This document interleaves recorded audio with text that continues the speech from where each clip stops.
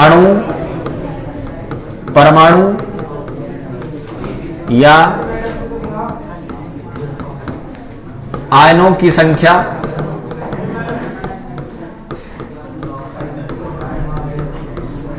अणु संख्यता कहलाती है।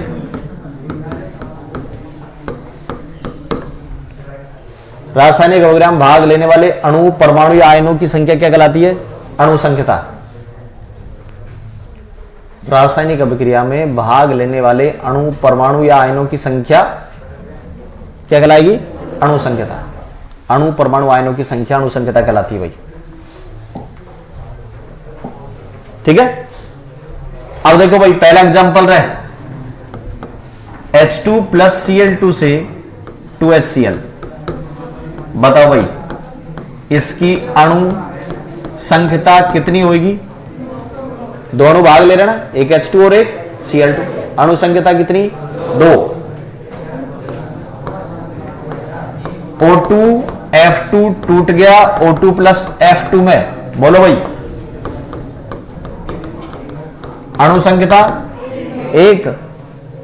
कितने अणु भाग ले रहे हैं वो? तीसरा। NO2 प्लस O2 से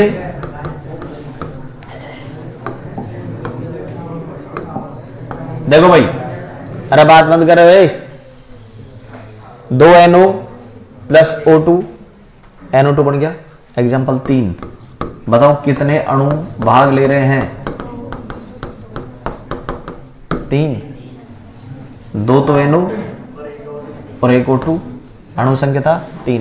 कितने अणु आपस में टक्कर कर रहे हैं, उत्पाद बना रहे हैं, वो उसकी क्या कहलाएगी? अणु संख्यता भी। ठीक है। एग्जाम्पल मोर लिखता जाऊंगा। डेफिनेशन क्या लिखी बताओ आपने? भाग लेने वाले अणु, परमाणु या आयनों की संख्या क्या कहलाएगी?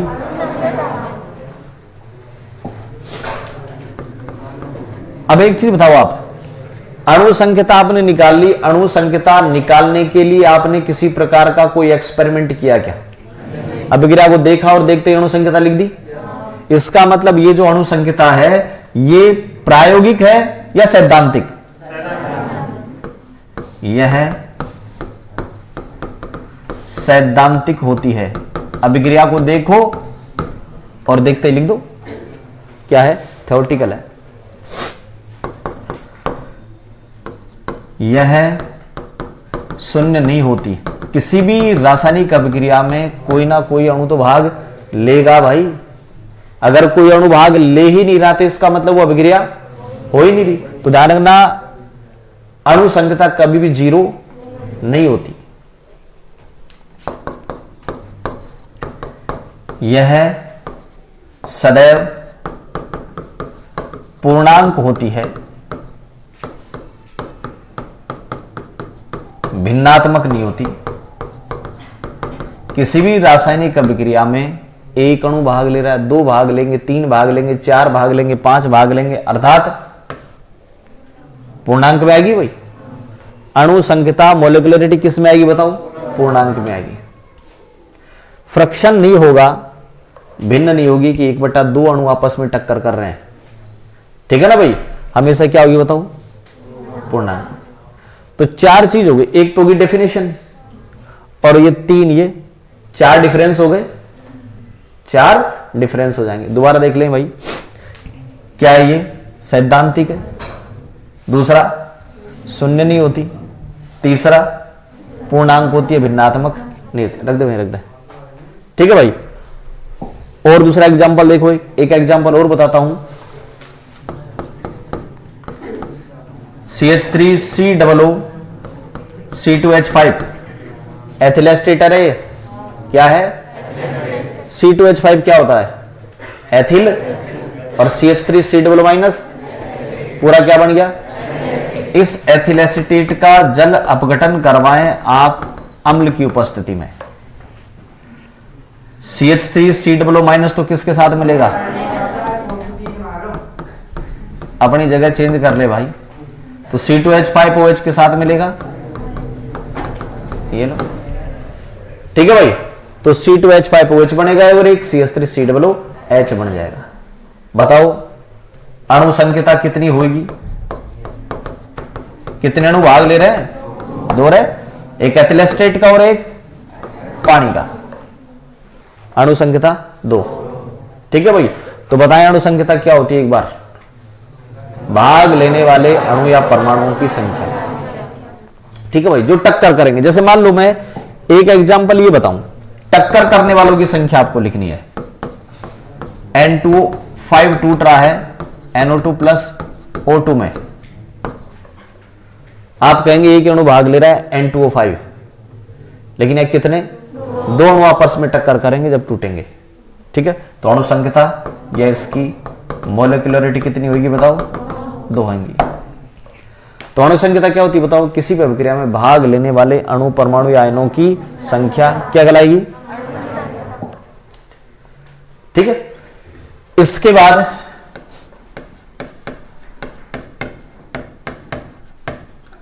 अगला टॉपिक है अभिक्रिया कोटि। फिर मैं इन दोनों में डिफरेंस बताऊंगा भाई। यहां से जो प्रश्न आता है वो ये आता है कि अभिक्रिया कोटि और अणु संख्या में अंतर बताएं। तो कितने अंतर हो जाएंगे? 4 अंतर। 4 लिखवा दिए मैंने। इसकी भी 4 चीजें बताऊंगा, पहले आप समझें। प्रायोगिक रूप से निर्धारित वेग समीकरण, वेग समीकरण आपको लिखना कल बताया था भाई। तो प्रायोगिक रूप से निर्धारित वेग समीकरण में सांद्रता पदों की घातों का योग अभिक्रिया कोटि कहलाता है। समझे? मैं एक रिएक्शन लिख रहा हूं, और रिएक्शन भी कौन सी होगी ध्यान रखना? प्रायोगिक वेग समीकरण। यानी जो मैं वेग समीकरण लिख रहा हूं वो कौन सी है बताओ? प्रयोग करके लिखी गई है। dx अपॉन dt बराबर k a और b, a की पावर m, b की पावर n। तो मैंने ये कहा आपसे कि कोटि होती है क्या? पावरों को जोड़ दो, m प्लस n। तो बताओ कोटि क्या होती भाई? वेग समीकरण में जो सांद्रता पद की पावर है ना उनको जोड़ दो। वेग समीकरण में सांद्रता पद की पावर को जोड़ दो। ठीक है, एग्जांपल ले ले अब। Example first, H2 plus I2 से 2HI। ठीक है, क्या लिखें सबसे पहले? इसकी प्रायोगिक वेग समीकरण लिखें। dx अपॉन dt बराबर के H2 की पावर I2 की पावर। बताओ H2 की पावर कितनी आएगी? स्टोइकियोमेट्रिक कोएफिशिएंट पावर में चल जाते हैं। H2 से पहले कितना है? 1, I2 से पहले बताओ कोटि 2। ठीक है भाई, पावरों को जोड़ देना। एक एग्जांपल और बता दूं, H2 प्लस Cl2 से 2HCl प्रकाश की उपस्थिति में। क्या लिखें इसकी? प्रायोगिक वेग समीकरण लिख दो भाई। dx अपॉन बराबर के H2Cl2, H2 की पावर 0, Cl2 की पावर 0, कोटि बराबर 0। आप जो बोल रहे थे ना एक एक कि पावर 1 लिख दो, Cl की पावर 1 लिख दो, वो आप बोल रहे थे थ्योरेटिकल अभिक्रिया को देख के तो बोल रहे थे आपने आप पावर 1 बोल रहे थे, पावर 1 बोल रहे थे। आप कैसे बता पावर 1 आएगी? आपने यहां देख लिया, बोल दिया। इसका मतलब आप जो बोल रहे हो वो थ्योरेटिकल है, ध्यान रखना। और मैंने लिखा वो एक्सपेरिमेंटल है, एक्सपेरिमेंट करके फिर लिखी गई है। ये क्यों लगाए गए? एक्सपेरिमेंट करने के लिए भाई। रात को पूरी रात एक्सपेरिमेंट हुई है कि अभिक्रिया के भी डिपेंड करेगा या नहीं करेगा। ठीक है ना? फिर ये इसलिए लगा दिए गए कि भाई सफल हो गया एक्सपेरिमेंट में। मैं पता चल गया 4-5 रिएक्शनों का। आ रही बात सुन भाई।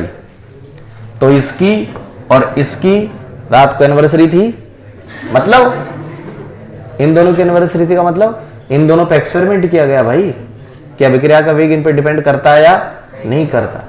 ठीक है, तो ऐसा मत समझना कि ये किसी कोई मास्टर कह रहे, अभी नहीं आती मेरे तो आती, जब सब जाए तो जिमड़ा होगा यहाँ खूब।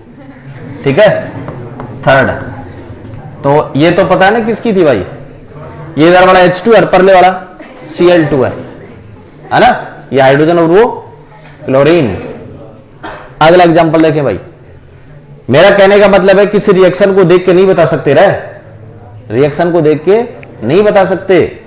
एग्जांपल देखो, H2 प्लस Br2 से 2HBr, क्या लिखूं बताओ इसकी मैं, प्रायोगिक वेग समीकरण लिखें।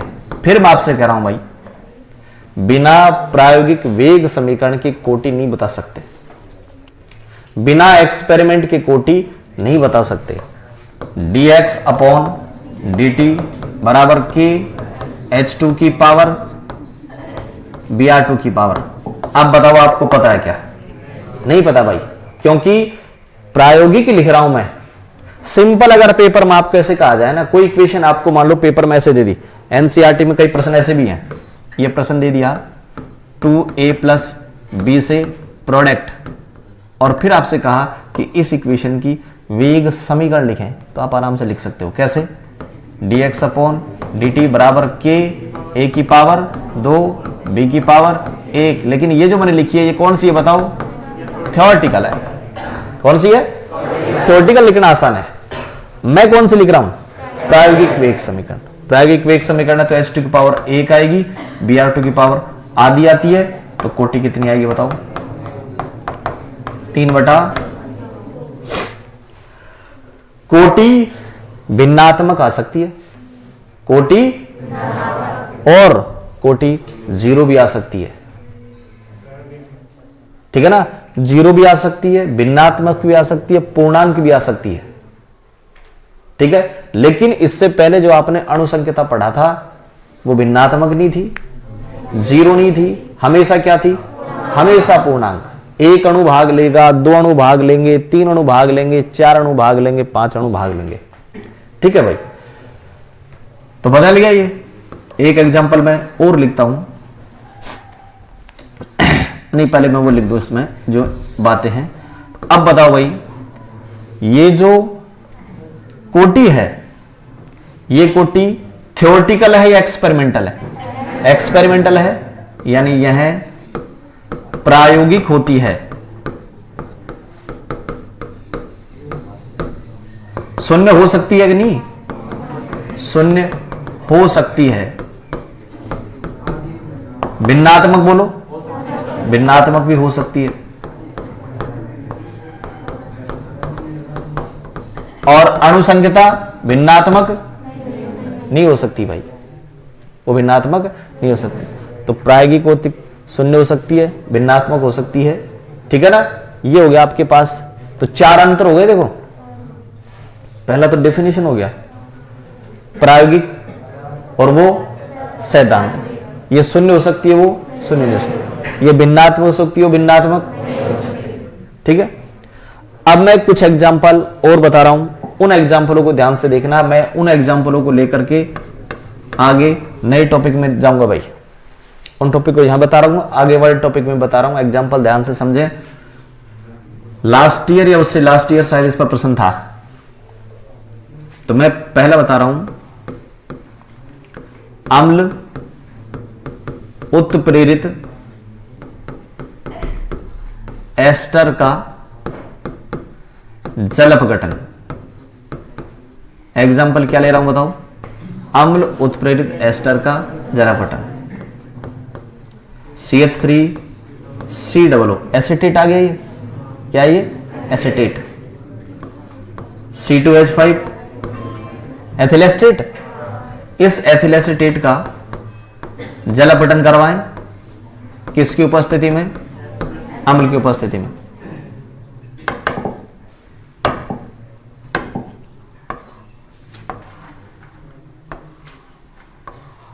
क्या बनेगा बताओ, C2H5OH और इधर CH3COOH, CH3COOH plus ETOH। ETOH का मतलब एथिल अल्कोहल रे, ET का मतलब एथिल, OH हो गया, ET के साथ OH जोड़ दिया, एथिल अल्कोहल बन गया। ठीक है, बताओ इसमें अणु संख्या तो कितनी है इसकी, अणु कितने भाग ले रहे हैं भाई, तो इसकी अणु संख्या 2 है। और मैं इसके लिख दूं क्या, dx/dt बराबर K CH3COO C2H5 और पानी। इसके रेफरेंस में एक, इसके रेफरेंस में एक, कोटि कितनी हो जाएगी, कोटि 2 हो जाएगी, कोटि 2 होनी चाहिए। लेकिन मैंने क्या किया, इस पानी को बहुत ज्यादा मात्रा में ले लिया, इसलिए इसकी कोटि 1, इसकी कोटि 0। कोटि कितनी आई बताओ। अभिक्रिया का वेग पानी पर डिपेंड नहीं कर रहा, क्यों नहीं करेगा, थोड़ा आगे बात करेंगे अभी। तो इस अभिक्रिया से क्या पता चला भाई, अणु संख्या तो कितनी है इसकी, कोटि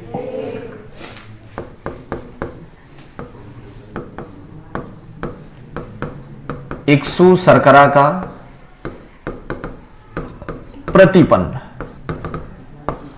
100 शर्करा होती है गन्ने की शर्करा, C12H22O11, C12H22O11, इसको आप सुक्रोज भी बोल दें भाई।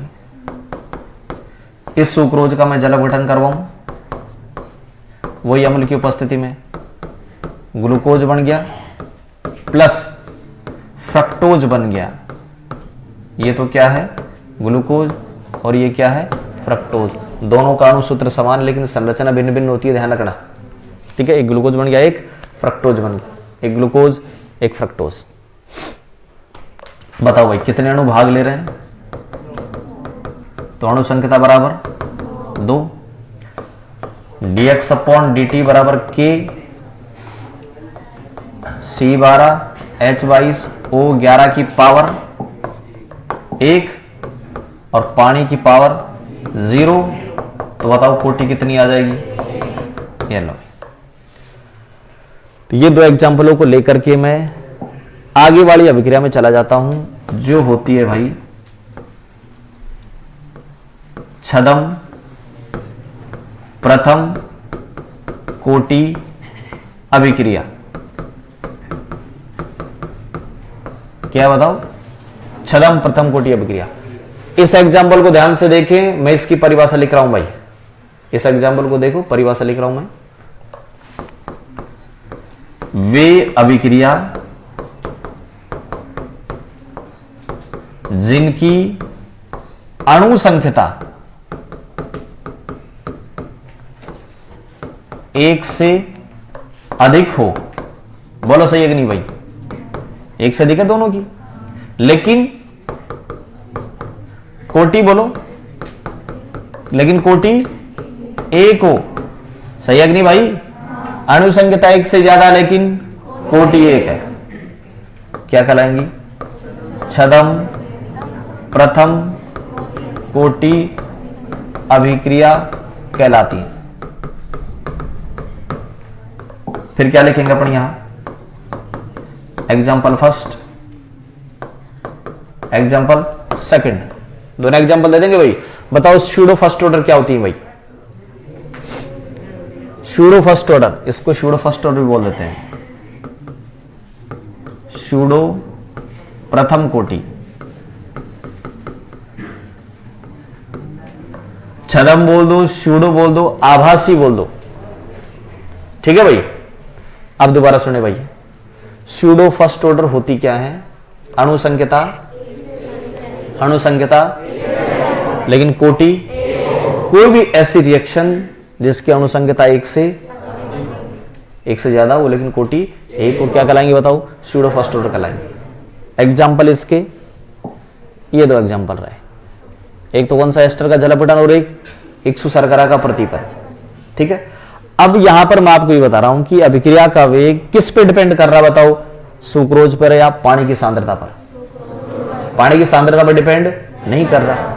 यहां पर आ जाओ, एस्टर की सांद्रता पे डिपेंड कर रहा, पानी की सांद्रता पे डिपेंड नहीं कर रहा भाई। सही है ना? ऐसा क्यों, ये बता रहा हूं। और यही चीज राजस्थान बोर्ड में 2-3 बार पूछी गई है भाई, ध्यान रखना। ठीक है, जो मैं बता रहा हूं वो सुने। ये आपके पास ए और ये बी, और बन गया कितना? प्रोडक्ट।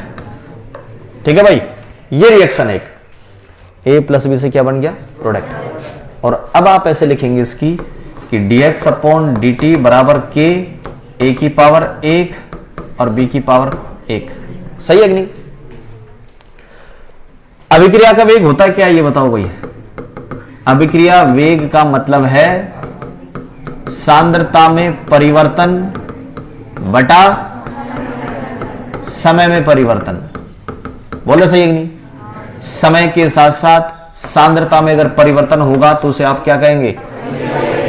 और अगर मान लो सांद्रता में परिवर्तन नगण्य हो रहा है तो आप उसको अभिक्रिया का वेग नहीं बोल सकते। बोलो सही कि नहीं? सांद्रता में परिवर्तन होना चाहिए तो आप उसको क्या बोल दोगे? अभिक्रिया का वेग।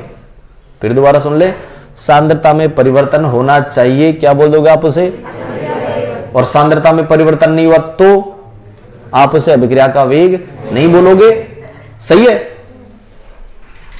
एक ए ले लिया, एक बी ले लिया, आपको ये लग रहा है कि दोनों 1:1 में रिएक्शन कर रहे हैं, 1:1 में रिएक्शन कर रहे हैं। लेकिन अगर मान लो मैं रिएक्शन करवाते टाइम इतना सा तो ले लूं ए और बहुत ज्यादा मात्रा में ले लूं बी, अब दोनों की रिएक्शन होगी तो बताओ इतना सा ए इतने से बी के साथ रिएक्शन कर जाएगा, बाकी तो पूरा भी बच जाएगा ना। तो बताओ बी की सांद्रता में परिवर्तन तो न के बराबर हुआ है। बोलो सही नहीं? इसलिए अभिक्रिया का वेग बी की सांद्रता पे डिपेंड नहीं करेगा, क्योंकि बी आपने बहुत ज्यादा मात्रा में लिया है और इसकी सांद्रता में परिवर्तन नगण्य हुआ है, ये लगभग कांस्टेंट है। अभिक्रिया करवाने के बाद ये तो खत्म हो गया तो चला जाएगा यहां से, और इसमें से जो बी जाएगा वो थोड़ा सा जाएगा। मान लो 1 कप पूरा चाय का भरा और आपने 1 घूंट ले ली, फिर आपसे कोई दूसरा ला करके आपको, मान लो कोई रास्ते में ला रहा है, अब तुम में से कई बीच में चाय नहीं लाते है ना, लेकिन अब कोई आंकड़ा ही नहीं है मेरे पास, कई तो क्या करते बीच में, ले यार जाड़ा लग रहा है 2-3 घूंट दे दे मास्टर, क्या पता चलेगा, कैमरा थोड़ी लग रहा है। कई ले आते हैं, पिछली बार पकड़ा गया था एक बीच में खड़ा हो 4-5 घूंट ले आए, फिर एक स्वर्ण खा साहब बीच में पी का है चाय, और वो भी कब कहा? जब छुट्टी हो गई, जब क्या लेने देना था तो पी लिया, ओह मैंने पी ली है ना, पीना था ही है ना भाई। तो बताओ वहां क्या उसने 2 घूंट पी ली, फिर आके उसने दे दिया, पता ही नहीं चला। क्यों नहीं पता चला? थोड़ी सी तो पी, सांद्रता में परिवर्तन नगण्य था, पता ही नहीं चला। सही है कि नहीं? और मान लो रास्ते में लाता और बिल्कुल इतनी सी छोड़ता, तब तो मेरे को पता चल जाता ना कि इसमें कोई ना कोई गड़बड़ हुई है, तो नीचे से या ऊपर कहीं ना कहीं गड़बड़ हुई है। सही है कि नहीं? कोरोना चल रहा या नहीं चल रहा है ना, लेकिन राजगढ़ में पता ही नहीं, सारे घर बैठे नहीं, पता ही नहीं चल रहा। क्यों नहीं पता चल रहा? यहां मरने वालों की संख्या बहुत कम है, 5 दिन में कोई 1 डोकरा मर जाता है। सही है कि नहीं? परिवर्तन नगण्य है, कोई आभास ही नहीं हो रहा किसी। और मान लो परिवर्तन ये होता कि पर डे के 25 मरते, राजगढ़ में पर डे के 25 मरते, तो बताओ क्या होता? अभिक्रिया का वेग चलता कि नहीं? रेट ऑफ रिएक्शन चलती ना भाई। सही है ना? और अखबारों में रोज आती कि भाई दर बढ़ रही है, मृत्यु दर बढ़ रही है, मृत्यु दर बढ़ रही है। रेट का पता अब धीरे धीरे अखबारों में रोज आ रही है कि भाई रेट घट रही है, घट रही है, घट रही है, घट रही है, घट रही, चल नहीं रहा। तो यहां पर वही है भाई, अगर दोनों में से जो ज्यादा मात्रा में लिया जाता है उस पर अभिक्रिया का वेग निर्भर नहीं करता। फिर दोबारा सुन ले भाई, जो ज्यादा मात्रा में लिया जाता है उसकी सांद्रता में परिवर्तन न के बराबर होता है। जो ज्यादा मात्रा में लिया जाता है उसकी सांद्रता में परिवर्तन न के बराबर होता है, इसलिए अभिक्रिया का वेग उस पर डिपेंड नहीं करता भाई, जो ज्यादा मात्रा में लिया जाता है। ठीक है? तो बात यह थी कि दोनों भाग ले रहे थे, कोटि 2 होनी चाहिए थी, लेकिन स्पेशल कंडीशन लगा दी कि एक बहुत ज्यादा मात्रा में ले लिया जाए तो उसकी सांद्रता में परिवर्तन क्या होगा भाई, नगण्य होता है, इसलिए अभिक्रिया का वेग इस पर डिपेंड नहीं करेगा। अब पिछले वाला एग्जाम्पल में चले जाएं अपन। इसमें पूछा एक शर्करा के प्रतिपन में अभिक्रिया का वेग पानी की सांद्रता पर डिपेंड क्यों नहीं करता? क्योंकि ये जो पानी है वो क्या है बताओ, ज्यादा मात्रा में है, इतनी ज्यादा मात्रा में है कि पानी की सांद्रता लगभग कांस्टेंट रहती है। पानी की सांद्रता लगभग कांस्टेंट रहती है, पानी की सांद्रता में परिवर्तन होता ही नहीं, इतनी ज्यादा मात्रा में। ठीक है,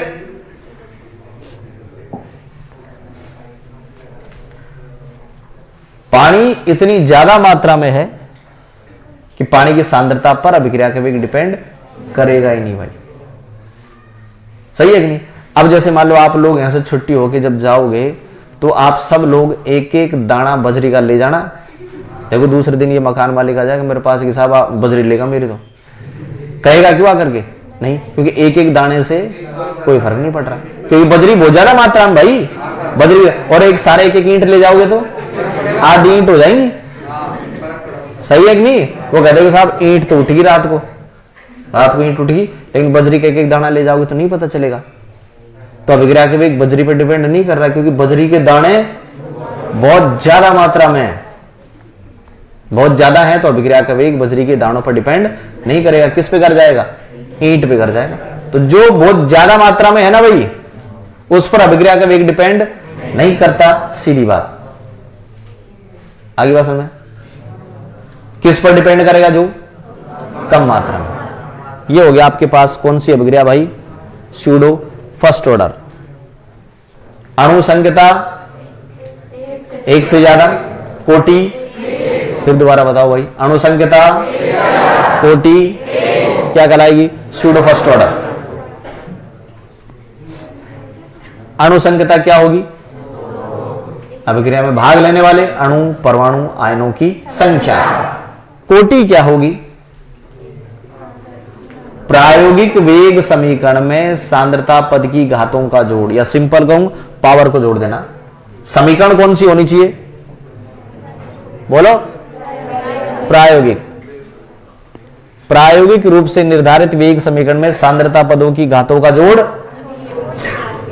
सही है ना भाई? सांद्रता की जो पावर है ना उनको जोड़ देना रे, सांद्रता की पावर को जोड़ देना। शर्त है वेग समीकरण कौन सी होनी चाहिए? प्रायोगिक। अणु संख्या क्या होती है बताओ? अभिक्रिया में भाग लेने वाले अणु परमाणु आयनों की संख्या। थ्योरेटिकल है या एक्सपेरिमेंटल? अभिक्रिया को देखो और पता लगा। 2a + b से प्रोडक्ट बताओ अणु संख्या।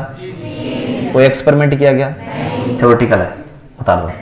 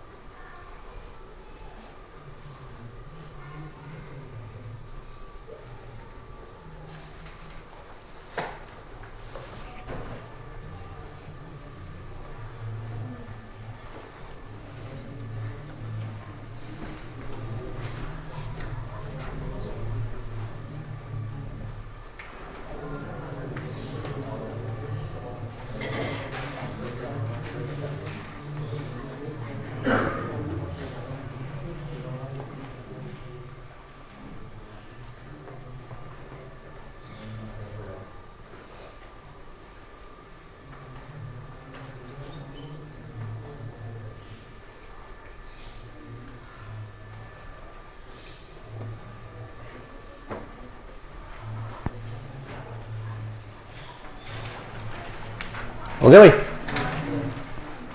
अभिक्रिया कोटि,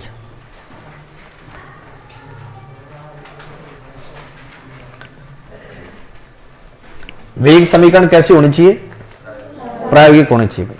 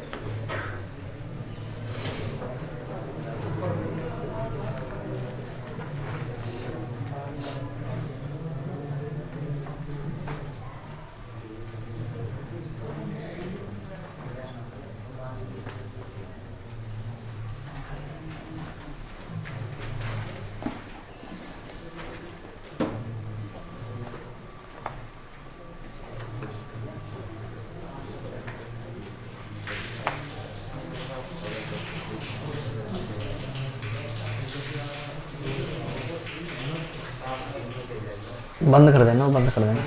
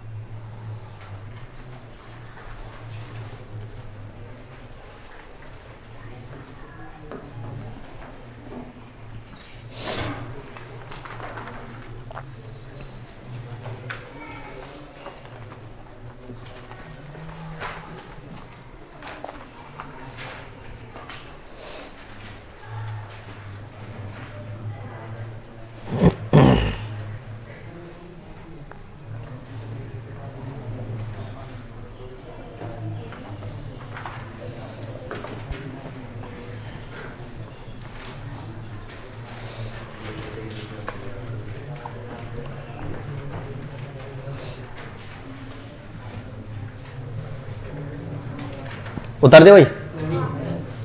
दोनों एग्जाम्पल उतरेंगे इसमें, कौन से?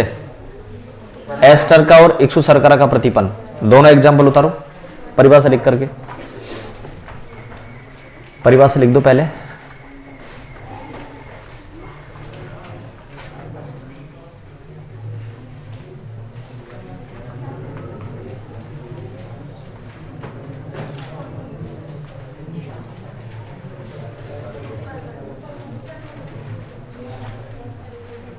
परिभाषा लिख दी भाई, एग्जाम्पल उतारो दोनों, इक्सु शर्करा का प्रतिपन्न और एस्टर का जल अपघटन।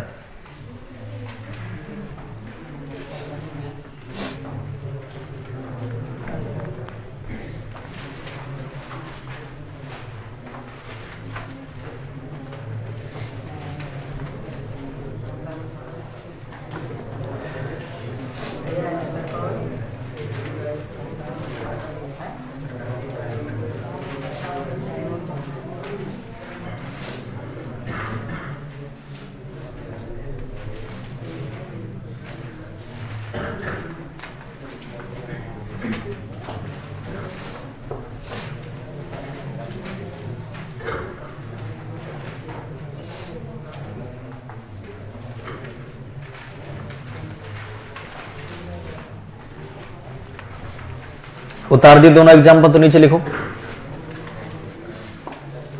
बाकी और बच गए तो घर उतार लेना। दोनों रिएक्शन ऊपर से उतारनी तो है, नीचे लिखो। दोनों अभिक्रियाओं में, उपरोक्त दोनों अभिक्रियाओं में, नीचे लिखें, उपरोक्त दोनों अभिक्रियाओं में अणु संख्या एक से ज्यादा है, लेकिन कोटि एक है, लेकिन कोटि एक है।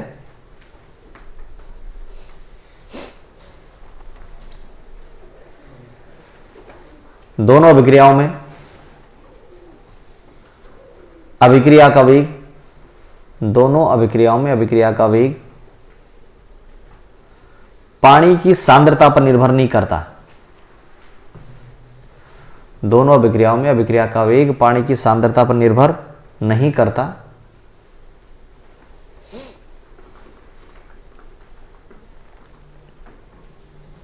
पानी की सांद्रता पर निर्भर नहीं करता, क्योंकि पानी बहुत अधिक मात्रा में लिया जाता है। पानी बहुत अधिक मात्रा में लिया जाता है और पानी की सांद्रता में परिवर्तन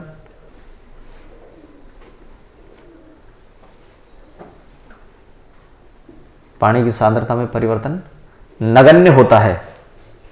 पानी की सांद्रता में परिवर्तन नगण्य होता है, इसलिए अभिक्रिया का वेग पानी की सांद्रता पर निर्भर नहीं करता। इसलिए अभिक्रिया का वेग पानी की सांद्रता पर निर्भर नहीं करता।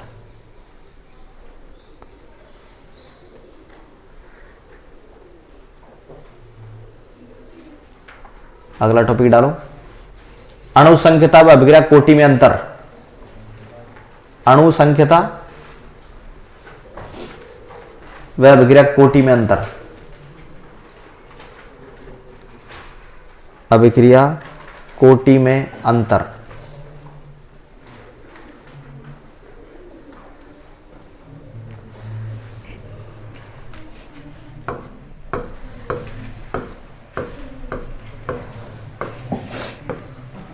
बना दो भैया से,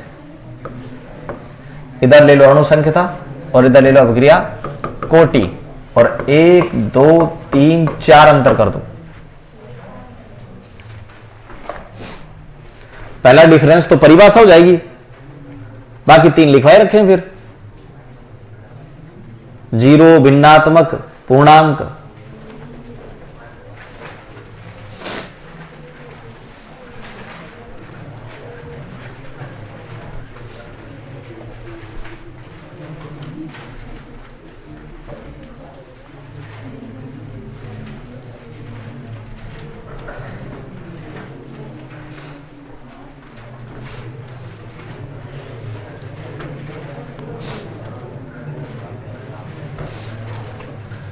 जगह छोड़ो, घर करना, अब उतार लेना बस, है ना। अगला टॉपिक डालें, अभिक्रिया वेग को प्रभावित करने वाले कारक। अभिक्रिया वेग को प्रभावित करने वाले कारक।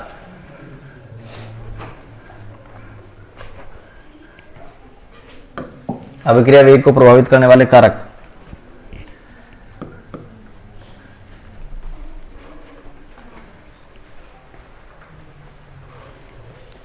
इसमें लिखा अभिक्रिया वेग को निम्न कारक प्रभावित करते हैं। अभिक्रिया वेग को निम्न कारक प्रभावित करते हैं।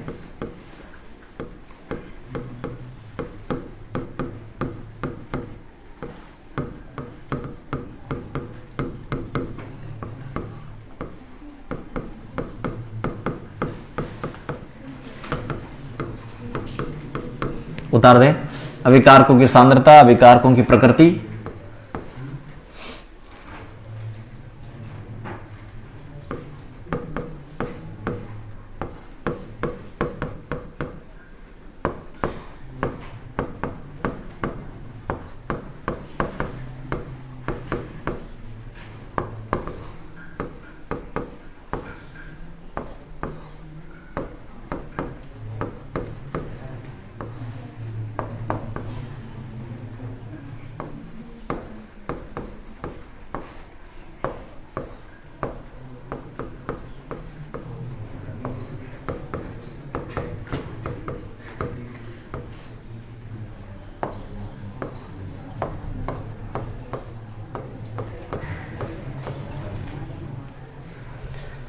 ये प्रभावित करने वाले कारक है भाई।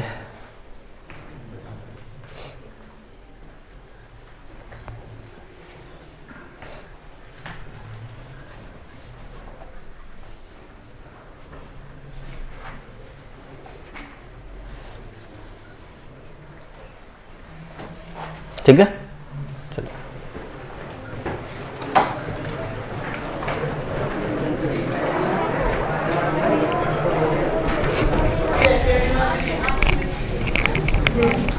ये पड़ोसियों की थी, इनको बोल जाना भाई, इनकी थी पड़ोसियों की, इनको बोल जाना।